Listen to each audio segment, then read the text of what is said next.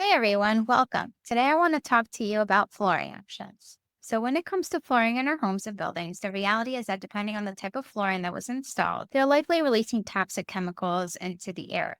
So, I just want to bring a little light to that so that when you're selecting your flooring choices, you can make more educated decisions. I'm going to share my top three picks for flooring and why you might want to consider them should you have any kind of house projects, renovations, or builds coming up in the near future where you need to select some flooring. So let's get into it. So first, I want to dive into why our flooring choices matter. Most people choose flooring based on three things. It's looks because we all want our house to look good. Durability because kids, pets, and life happen, right?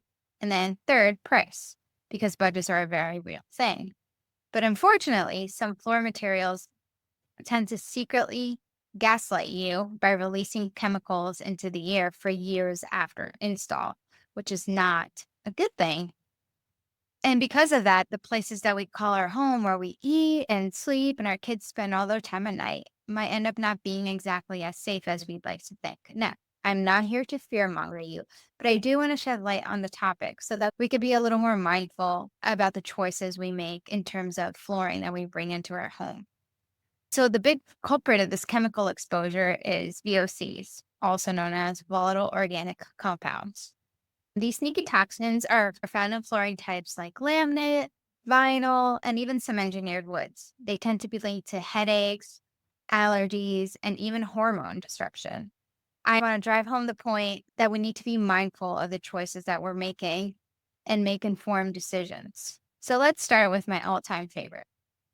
First on my list is wood flooring. Wood flooring is my absolute favorite. I feel like it warms up a home so nicely. It's a great non-toxic option, but you just need to make sure you're choosing the right materials. So what do I mean by that? The subfloor adhesives and finishes all play a role in air quality. So most standard floors are typically nailed or glued onto an underlayment. And that underlayment may contain formaldehyde or other VOCs, which are not great for your indoor air quality. And then on top of that, that wood flooring that goes on top of that is finished with solvent-based coatings that tend to off gas for months. So the things I want you to keep in mind are you should focus on choosing solid or engineered woods that have proper insulation, a floated or a nail down insulation. Those will always be better than a glue down because adhesives heavily off gas. Secondly, you want to pick the right finish. Pre-finished factory applied finishes tend to be more durable and have less emissions and off-gassing than the site applied finishes. And if you're going to finish on-site, the best options are natural oil and wax finishes. They might not be as durable as acrylics, but they do look and feel amazing, and they develop a beautiful patina over time.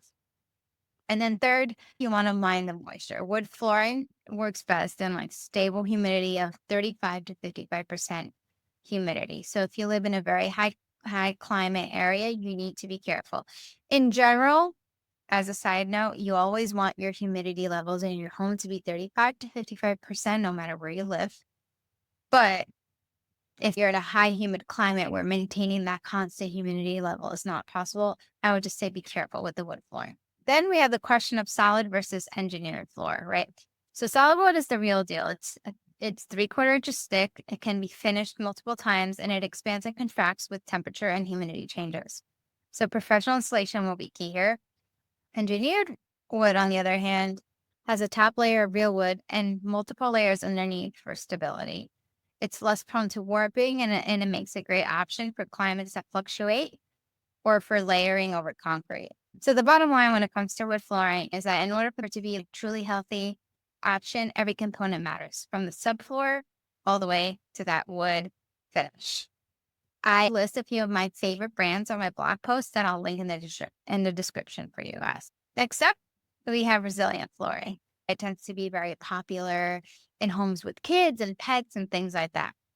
It's also tends to be a favorite for spaces like kitchens, bathrooms, playrooms, entryways, anywhere where water resistance and easy cleanup are a must, right? But unfortunately, not all resilient flooring is created equal. Vinyl is popular because it's cheap, easy to clean, and all over the place. But the problem is that it's essentially made of plastic and releases some pretty nasty stuff like vinyl chloride fumes. and those fumes are a known carcinogen. Plus, in hot or humid areas, it can trap moisture, which can lead to mold and moth. So those are all things we don't want. So with that said, better alternative, and my favorite alternative is natural linoleum, also known as marmoleum. It's made from cool things like linseed oil, pine resins, and wood powder, and it's totally free of toxic chemicals. It's eco-friendly and doesn't off-gas those harmful fumes because it doesn't have those plastic components to it.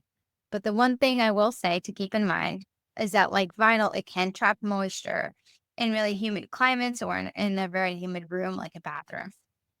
Another great alternative that I like for resilient flooring, which is another favorite of mine, is cork flooring. It's available in natural or acrylic finishes, and it's a renewable material, so it's good for both your home and the environment. So if you're ready to ditch the vinyl, but you still want something as easy and low maintenance as vinyl, I would say those are the two options that are both healthier and safer for your home. And if you really need to go with the vinyl option, whether it's because of budget purpose or accessibilities or whatever your situation is, there are a few manufacturers that have created better options. Even though they still contain those PVC components, they do use healthier plasticizers to make them and are certified low VOC. My blog post actually lists out some of these manufacturers as well as great laminate and cork brands too. My third and top pick is natural tile flooring. So tile is generally a durable and inert material that can be used in pretty much any area of your home. So your floors, your walls, your backsplash for your kitchen, and as a fun decorative accent in pretty much anywhere you want. Tile, the sky is the limit. That's the fun thing about it. And the trick when it comes to tile is to go for factory glazed tiles that don't need extra finishing once installed. Tile does tend to be a little picky when it comes to what's underneath it. Tile ends up sitting on some not so healthy materials like particle board, which is filled with formaldehyde, or green board, which despite its moisture resistance can still grow mold if it's not handled properly. In these cases, I would recommend opting for a paperless cement board for wet areas over the green board and the particle board. Another point to keep in mind when it comes to tile is imported tiles. The tricky thing about imported tile is that sometimes they contain lead-based glazes, asbestos fillers, or even radioactive glazes. And then in terms of adhesives and grouts, some contain all kinds of chemicals, including VOCs, and antimicrobial agents. So for a truly healthy install, you want to make sure you choose cleaner options. You want to look for grouts that are free of latex additives. And if you need a grout sealer, you want to make sure that you pick one that's safe, mold resistant, and non-toxic. Typically, the grout sealer is needed for the standard grouts. The standard grout is very porous, and you don't want water to get through and potentially cause mold. So I would recommend sealing a standard grout, but just be mindful of the sealer you select. And lastly, when it comes to tile install, you have the old school thick set method, which uses super durable and no chemicals, or the thin set method, which is the modern go-to, but still clean and low odor. Whichever method you choose, you just want to make sure you stick with high quality, additive free products. That's the secret. And if you guys want to know any specific brands when it comes to mortar, grouts, or tiles, I also share a handful of my recommendations on my blog post. So there you have it, everyone. My top 3 toxin-free flooring picks. We went over solid hardwood, resilient flooring, and tile. I hope you guys enjoy this information, that it was helpful to you. I'd love to hear from you in the comments to see if you guys enjoy this information and if there's any other flooring materials or materials in general you want to learn more about. If you found this video helpful, please don't forget to like, subscribe, and hit the notification bell so you never miss a new video. Thank you for watching, and I'll see you next time.